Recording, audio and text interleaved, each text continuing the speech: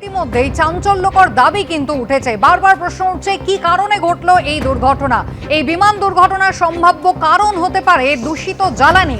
চাঞ্চল্যকর এই দাবি যিনি করেছেন তিনি ন্যাশনাল এরোস্পেস ল্যাবরেটরির প্রাক্তন ডেপুটি ডিরেক্টর এস মুরলীধর। তিনি বলছেন দূষিত জ্বালানি ব্যবহারের ফলেই বিমানের দুটি ইঞ্জিন একসঙ্গে বন্ধ হয়ে যায়। বিমানে পাখির ধাক্কা লাগলে কিন্তু সেই সম্ভাবনা ছিল না।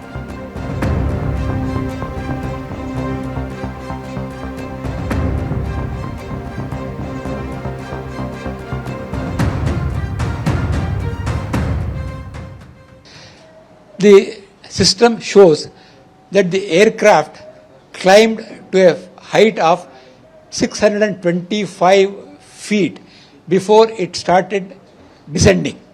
Here we find that the landing gear is down, it is not brought up. So what could have been the reason for not bringing the landing gear up? There may be some problem with the thrust because the aircraft was not climbing. If it is due to bird strike, then you will get some sort of arcing, sparking and smoke. At the same time, both the engines will not encounter the bird strike at the same time. There will be a small time lag between the first engine failure and the second engine failure. Meanwhile, the aircraft will try to veer off in one direction and you will find some rudder movement. But here, one of the reason which can cause that sort of a thrust loss, power loss, which prevented the aircraft from climbing, what I can think of is fuel contamination. That is one of my strong point for both the engines stalling simultaneously and losing the power. Air ইন্ডিয়ার প্রাক্তন pilot captain Sumanta Roychowdhury আমাদের সঙ্গে রয়েছেন telephone লাইনে। Captain Roychowdhury, national aerospace ল্যাবরেটরির প্রাক্তন deputy director, তিনি যে দাবিটা করছেন এর কারণ, সম্ভাব্য কারণ হিসেবে তিনি বলছেন ফুয়েল কন্টামিনেশনের জন্য একসঙ্গে দুটো যে ইঞ্জিন সে দুটো একসঙ্গে বন্ধ হয়ে গিয়েছিল। যদি তা না হতো তাহলে কিন্তু এটা অন্যদিকে ঘুরে হয়তো বা বেঁচে যেতে পারতো। আপনি কি বলবেন?